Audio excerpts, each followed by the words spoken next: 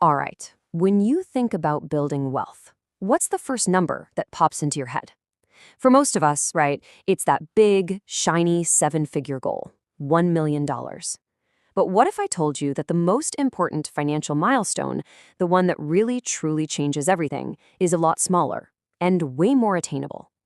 Okay, let's get into it. So, what is that real financial turning point? It's not really about being rich in the way we usually think about it.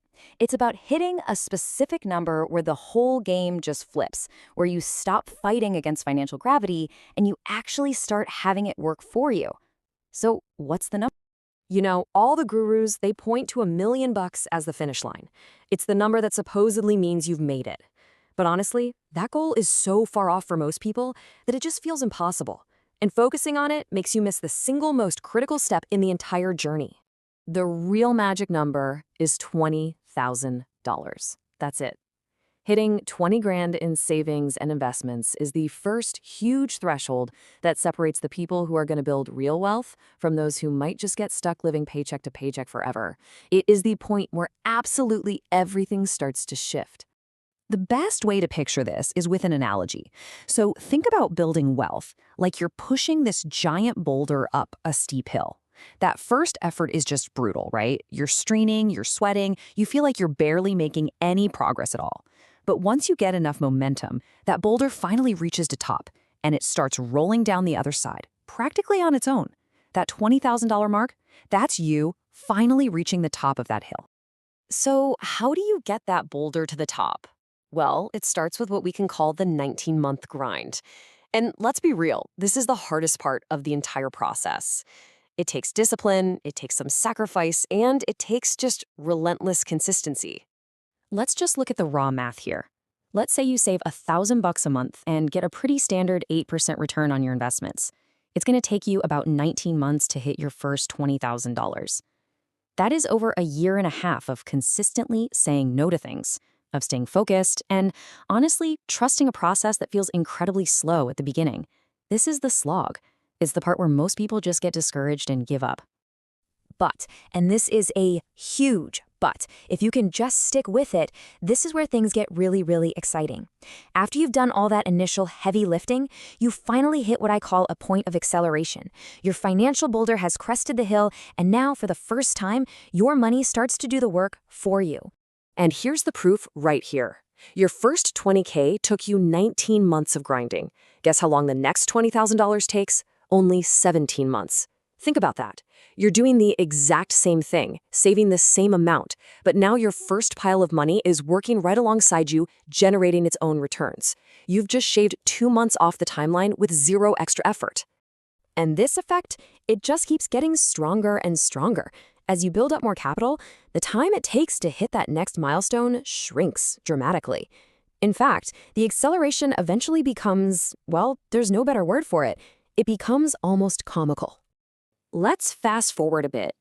Once you have $400,000 in your portfolio, how long do you think it takes to generate that next $20,000? Just 5 months. The exact same amount that originally took you nearly 2 years of disciplined, hard grinding now happens almost automatically, just through investment growth, in less than half a year.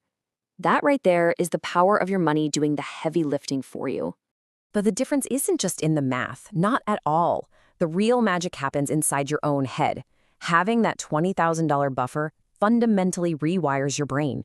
It shifts you from a mode of pure survival into one of strategy and growth. See, before you have a safety net, your brain is constantly in survival mode. Every single financial decision you make is filtered through fear and scarcity. An unexpected car repair isn't just an annoyance, it's a potential catastrophe. But after you have that buffer, you switch into growth mode. You finally have the mental breathing room to stop asking, how do I survive this month? And start asking, how can I grow for the future? I mean, think about all the mental energy that gets wasted in survival mode. You're standing in the grocery aisle anxiously debating a $1 price difference between 2 boxes of cereal. You're doing mental gymnastics over whether you can afford a $3 coffee. These tiny, insignificant decisions completely consume your focus because every single dollar feels so incredibly precious. But with that financial cushion, the shift is just profound. You stop sweating the small stuff. All that mental bandwidth is suddenly freed up to focus on the big decisions that actually move the needle on your wealth. So instead of agonizing over cereal, you're analyzing how to negotiate a higher salary, or optimize your housing costs, or make a really smart career move.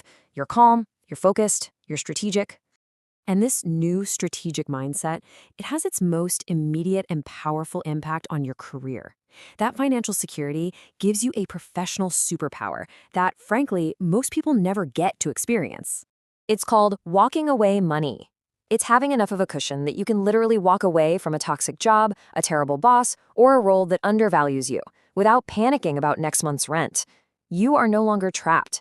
You are now negotiating from a position of strength, not desperation. And this is where it really changes your behavior at work. You start asking for the raise you actually deserve because what's the worst they can do? Say no. You can push back on unreasonable demands. And you can start exploring new opportunities because you can actually afford to take a calculated risk for a bigger payoff. Just knowing you have this power changes your entire demeanor. It makes you more confident, more assertive, and ultimately a lot more valuable. Okay, but here's the classic trap. This is where people so often stumble. They finally build up that $20,000 foundation. They feel that incredible surge of security.